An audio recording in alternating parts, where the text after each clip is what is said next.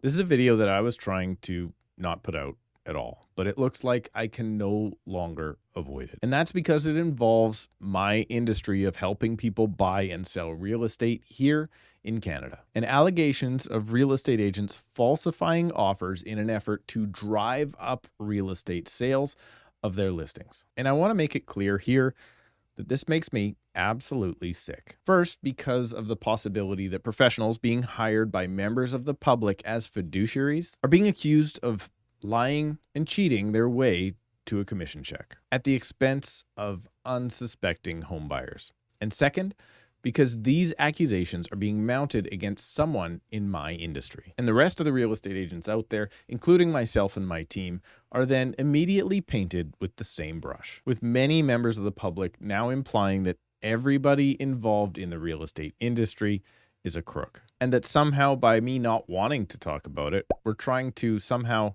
cover it up. And those same people then assume that the reason we don't speak about these issues is that fraud is rampant in the industry and therefore every licensee is complicit. Well, lucky for you. One, you can trust me to always give my opinion of the market, no matter how much it is skewed by the fact that I am a Canadian real estate bull. Two, I, like most of my industry, is actually in favor of crushing bad actors, and we actually advocate for harsher punishments and higher standards. And three, really, I can't help myself. And often I end up speaking out when my better senses tell me I should keep my mouth shut, as anyone who has ever left a comment on my channel has found out. So I'm going to give you my opinion on the story of these two real estate agents in Quebec accused of falsifying offers. The media's coverage of this story, not only what they got wrong, but also what they are doing in an effort to wrongly inform the public about the remedies for situations like this one. And last, what you can do in the event that you think your agent or someone else's agent has lied to you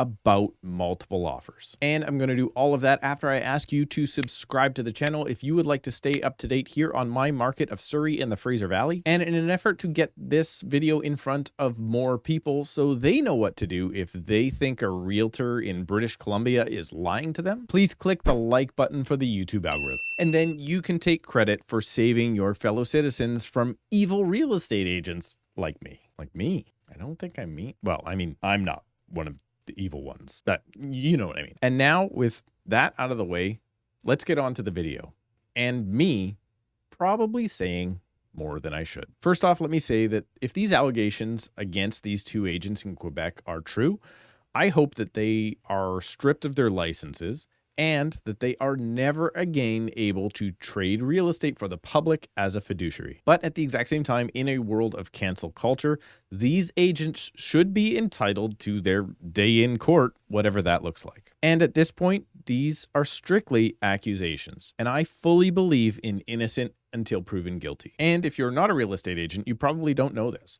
but agents like myself who are licensed are actually not allowed to publicly defame other agents. So if you're wondering why so many real estate agents don't trash talk each other publicly here on social media, it's because we all work under professional standards that forbid it. And I think we can all agree that's probably a very good thing. Otherwise, this profession might devolve into an episode of The Real Housewives very quickly. The fact that, according to the story, the brokerage immediately fired their agents, it's probably a pretty obvious sign that something about this situation just wasn't right. Now, what the public needs to understand is that real estate agents work as subcontractors under a brokerage. And Remax, I think in this story, and Home Life in the mortgage fraud story from a few months back, the only remedy that those companies have is to fire that agent. However, the license of that agent is in the hands of the regulator. And since those regulators are all provincial here in BC,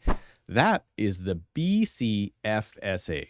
A government body. Now, on my podcast, Tom and I have interviewed Tim Hudak, CEO of the Ontario Real Estate Association, and Phil Soper, CEO of Royal LePage Canada, two of the most influential real estate voices in the country. And they are both advocates of tougher punishments and stripping bad actors of their licenses during accusations like this. However, real estate associations and large companies can lobby as much as they like, but those efforts continuously fall on deaf ears at the council and government levels. So that is probably why we end up relying on things like media to shame these bad actors into submission. But then unfortunately, media seems to lump all of the agents into the same group as acting badly together, which is just simply not the truth. Because obviously, as I pointed out in this recent video, they never pick a good story to talk about and only feed on the fear of you possibly picking the wrong agent when it comes time to buy or sell your home. But the media on this story did something way worse than reinforce the negative view of real estate agents that has become all too common. In this story, they actually proposed a solution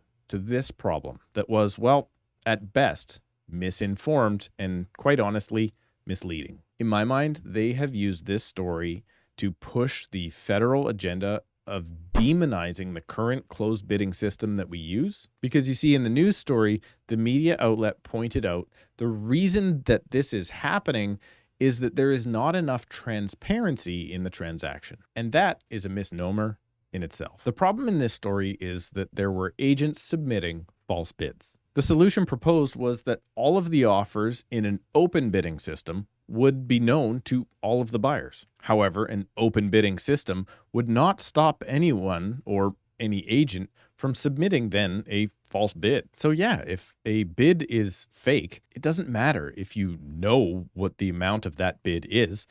It's still a fraudulent bid. So pointing the finger at a closed bid system to stop fraudulent offers? Well, that would be a whole lot like, now I'm going to ask for a little bit of leeway on this analogy in the first place, but in a way, this is kind of like being attacked by someone from Afghanistan and then going to war with Iraq to avenge 9/11. That's a stretch. My point is that it just doesn't make sense. This is not the actual problem being solved. And let's be clear, the federal government has been pushing this open bidding system as a solution for the housing affordability crisis that they have created. With unchecked government spending, NIMBY building regulations, and unprecedented immigration targets that have only been getting larger. I'm starting to sound like a right-wing wacko. So, a few bad apples have made you not trust my profession. And the media's solution, well, it's a joke. And the fact of the matter is, none of this helps you. So what is it that you need to do if you suspect that you're being taken advantage of and being lied to about multiple offers? Well, first off, let me state that depends which province you are located in.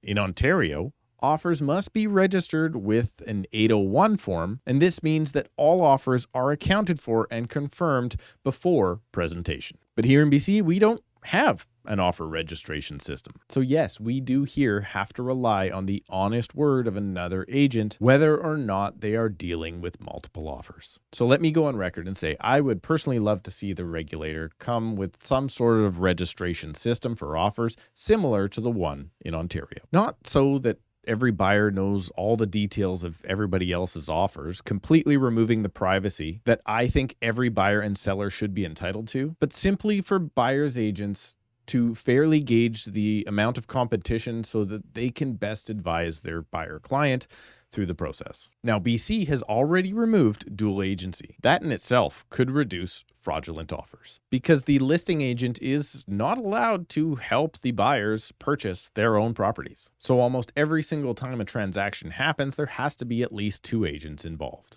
But if you do think there is some funny business going on when you are making an offer, first off, there's nothing stopping you from just backing down. It would be way better to walk away from a situation you're not comfortable with than end up paying too much in a fraudulent transaction. And here in BC, we now have a cooling off period. So if you do think even up to 3 business days after the transaction that something was wrong, you can still walk away. But if it is too late and the property is sold to you or someone else, there are remedies. You can at any time file a complaint with the BC FSA, the government organization that oversees real estate here in BC. And they will do an investigation. You see, here in BC, us agents, we have to keep all offers we receive on a property, accepted or not, on file. So that in the event the BC FSA calls me one day and says, Hey, yeah, you know that property you sold about a month ago? We have someone that doesn't believe it really went into multiple offers. And if they did that, then it's my responsibility to send all of those offers and communications I had with those agents to the regulator so that they can make a determination and see if I did or did not follow the rules. Or in this case, if there was or was not multiple offers. But the thing you should probably do before doing all of that is make sure you hire the right agent who you feel has your needs placed firmly above their own, as any fiduciary should. And if you live in Surrey or the Fraser Valley and you would like to find out if that agent for you is me and my team, well, you can book a call with me right now by using the link in the description below. Please remember to subscribe, click the like button before you go, and we'll see you in a couple of days.